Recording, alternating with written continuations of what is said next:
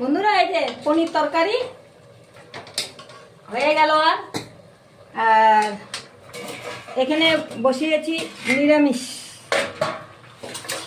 এখানে নিরামিষ সবজি বসিয়েছি।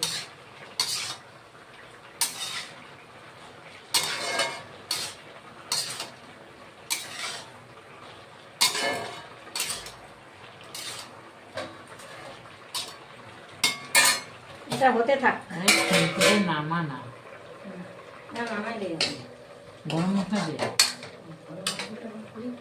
ওই যে হিঙে করে নিচে একেবারে এই যে গরম মশলা তো মাকে দেওয়া ঠিক না, পেট গরম হয়ে যায়। একটু কমায় না।